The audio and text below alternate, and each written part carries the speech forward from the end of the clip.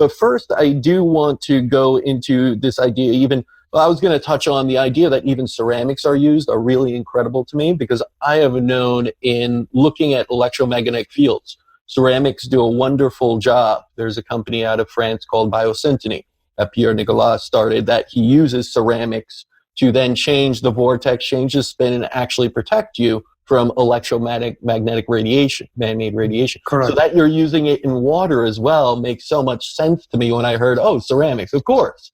Why wouldn't you use that? Because it's a natural compound that actually changes and provides different information, different spin to the water. So you have it really structured. Then I could totally see that. But looking at it from a consumer perspective, knowing that I don't live on a well, provided water source, and that I'm going to probably still be drinking my water from tap water or from the sink, let's say.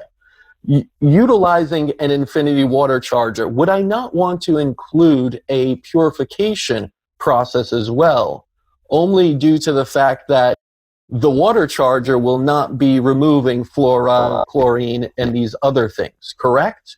Do you see that people are combining this infinity water charger with a purification system? There are active carbons work very well to absorb and take out chlorine, fluorides from water. There are some very thin filters that are able to block everything that is bigger than 0.1 to 0.5 microns. So everything that is like bacterial spores, they're able to take out microplastics. So I think it's already just being able to get rid of those. It's already a big step, a big improvement in water quality. After that, we go through the water chargers, and I think you can get a really good water at that point. Just to recap, because I kind of lost you a little bit in the beginning there, internet connections. We were talking about this Mercury retrograde. We'll blame it on that.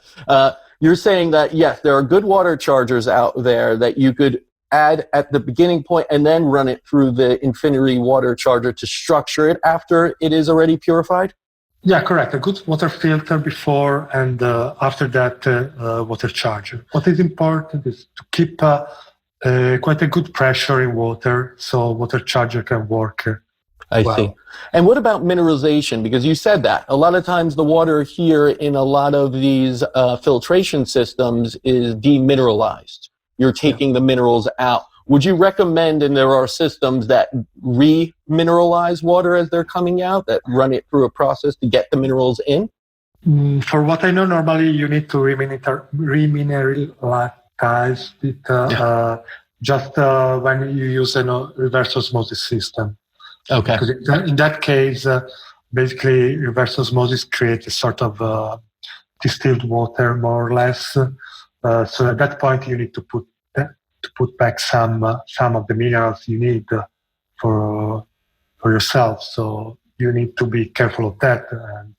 But normally, reverse osmosis system suppliers will tell you how to do that.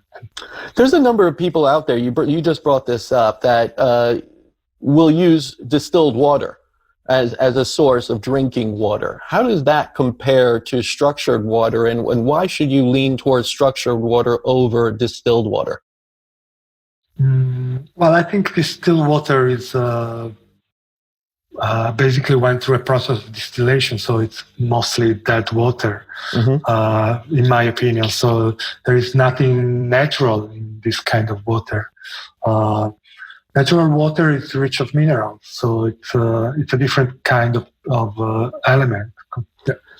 And I'll back that up, just knowing from the patient base we see at the clinic here that so many people are mineral deficient. So many people do not have magnesium, the copper, all of these that are essential. And we forget about this. We like to say that we don't have vitamins. Vitamin D, we're not outside enough, so we take vitamin D supplements.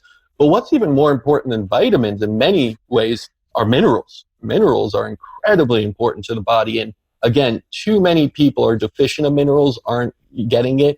And the one big source you could be getting it from is water. But we are drinking dead water with no minerals, and that's part of the problem. and we're not properly hydrating with minerals that together really work in a synergistic manner to keep us functioning optimally and healing. So, this is very, it's really important to understand why minerals are essential and why not just stripping water to pure H2O and that's it is enough. You need more than that. I think probably one of the biggest problem from my point of view is that we're just talking about chemistry, but we are not only chemistry, we are electric, we are magnetic, we are a mix of everything. So if we take care of chemistry, we have also to take care of electricity in our body. And electricity is given by minerals because we need different potential to create to have this electricity running. So a mineral gives us this opportunity. So we need to be careful of a lot of things. That's why the more we work things, the less the far away we are from what nature is giving us normally. The best structured water is the water we have from fruit and vegetables. It's already structured and it's already rich of meat. It's already naturally structured, right? And I do have to say, if you're having a hard time comprehending this and you are still, I wouldn't say stuck, but in a chemical understanding of these things, we're speaking kind of two different languages. If you put a quantum physicist and a chemist together, they won't be speaking the same language. It'll be like someone speaking Chinese and English. They're both right. It's not to say that chemistry is wrong in a wrong science.